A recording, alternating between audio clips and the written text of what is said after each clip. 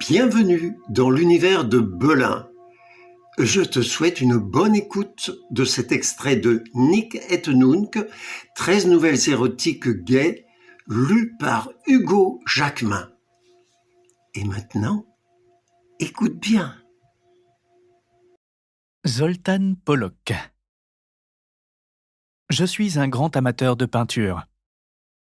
Je collectionne et hante les galeries d'art. Les Lelon, Kamel Menour, Vidal Saint-Phal, Runenberg et compagnie. J'y suis comme chez moi, y déambule souvent. Pas un sou en poche, mais les mirettes débordant de curiosité et d'imagination esthétique. Au moment des fêtes de fin d'année, j'avais repéré tout près du Palais Royal, dans la vitrine d'une élégante galerie, 2 œuvres magnifiques. En fait, les toiles étaient peu mises en valeur car elles étaient si démesurées, près de 3 mètres carrés chacune, qu'elles se chevauchaient malencontreusement. J'ignore ce qui me fascinait. C'était non figuratif et très coloré. Le premier tableau dans une dominante de rouge, l'autre dans des tons de bleu très crus. Une sorte de rage se dégageait, comme si de violents coups de pinceau, ou plutôt de couteau à peindre, s'étaient acharnés sur la toile. Des fulgurances et des éclairs chromatiques. Pas de titre, juste ces mentions Solo 3 et Solo 5. Poussant la porte de la galerie, je décidai d'en avoir le cœur net. Un sosie du professeur Tournesol s'approche avec une précaution obséquieuse. « Vous désirez, jeune homme ?»« J'ai repéré les grands tableaux, c'est très fort. De qui s'agit-il ?»« Ah, mon cher ami, comment pouvez-vous l'ignorer ? C'est notre petit génie. Notre géant, devrais-je dire. Un Slovaque au talent scandaleux, Zoltán Lubric. Vous connaissez ? » Mon silence est un aveu d'ignorance. Et pourtant, Zoltán, ce prénom me dit quelque chose. Me revient soudain en mémoire une de mes vidéos préférées consacrée aux Minets de l'Est. Rien à voir, évidemment. Il n'empêche, j'imagine déjà son grand rire ravageur et sa tignasse de blé mûr. Ses yeux sont 2 bleuets pervenches, son cou est long et gracile alors que, divin contraste, ses épaules massives s'évasent en enclume. Tout son corps est régulièrement doré tel une miche de pain appétissante.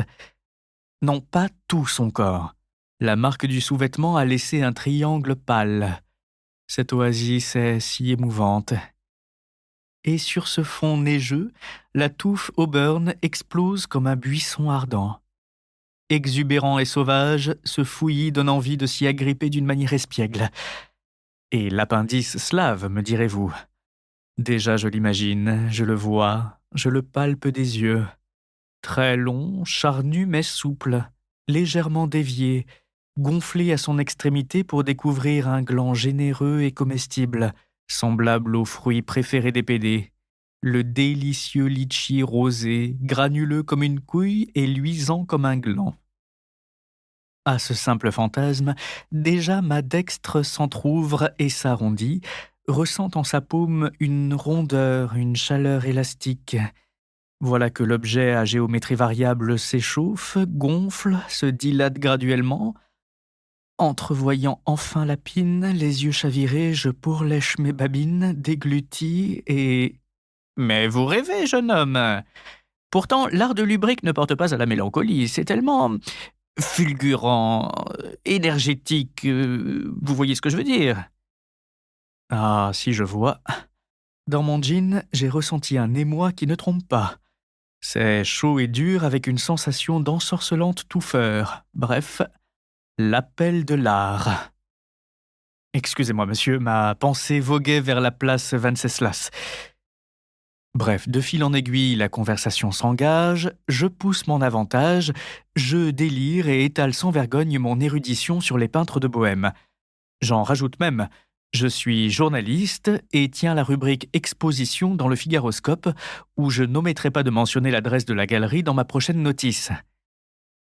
Le fruit est mûr, le pépé, songeant aux royalties, est si blé qu'il tombe dans mes raies et me lâche l'adresse pour l'interview. Rue d'Argout, au 7e. Le code... Attendez, jeune homme, je vérifie. B147. Mais l'expert a soudain l'air embarrassé. Il tousse légèrement. Vous savez, je ne devrais peut-être pas vous le dire. Notre Zoltan est un peu particulier. Vous voyez ce que je veux dire. Je fais l'âne, histoire d'avoir du son. Vous voulez sans doute parler de ses antécédents politiques.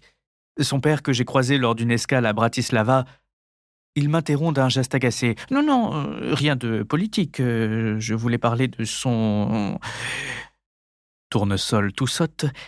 Son inversion, vous voyez. Quand vous le rencontrerez, je ne voudrais pas que vous ayez une opinion négative. Seul compte son art. Je le rassure en serrant sa main avec effusion, comme si j'étais son disciple. La vie privée de Lubric ne m'intéresse pas. Ses goûts sexuels encore moins. Seul importe son pinceau et ce qu'il sait en faire. Salutations, courbettes, remerciements. Je ressors dignement à reculons, puis, sitôt sur le trottoir, me rue en bandant vers la station de métro la plus proche. J'ai monté les marches 4 à 4 et j'arrive essoufflé et rougeau. Mon cœur palpite. À peine ai-je sonné fébrilement, la porte s'entr'ouvre, comme si mon hôte m'attendait. « Entrez, Picard vient de me prévenir. » Dame Ned, l'artiste est encore plus craquant que je ne l'avais imaginé. Il récapitule tous les canons de beauté gaie qui m'avaient mitraillé intérieurement dans la galerie quand l'autre me parlait. Un regard félin qui capte la lumière, un sourire de boy scout découvrant une double rangée de perles parfaites. La pomme d'Adam est conquérante, la fossette au menton émouvante et la poignée de main franche et virile. Zoltan n'est vêtu que d'une blouse blanche maculée de gouache. Le vêtement de travail est largement échancré sur la poitrine, où brille un gazon de poils blonds clairsemés. Les mollets, par contre, sont parfaitement glabres. Envie de le bousculer illico, d'arracher la blouse, d'empoigner ses couilles en vadrouille, de compresser son disque dur. Je baisse furtivement les yeux. Ai-je rougi ? D'un geste familier, le peintre m'a touché la hanche pour me pousser vers le centre de la pièce. Si j'ai bien compris, ce qui vous intéresse, c'est ma technique picturale révolutionnaire. Au regard magnétique que nous échangeons, nous nous sommes compris. Il habite la même contrée. L'Est et l'Ouest pactisent au-dessous de la ceinture, zone sensible ignorant la guerre froide.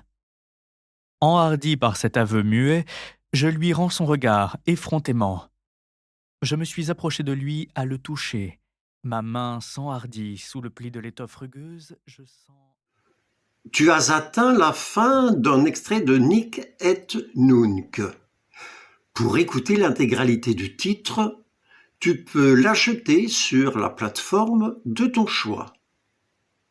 Un autre extrait sera mis en ligne la semaine prochaine, le mercredi, jour des sorties cinéma. Donc, à bientôt, si tu peux attendre, et au plaisir de te faire plaisir.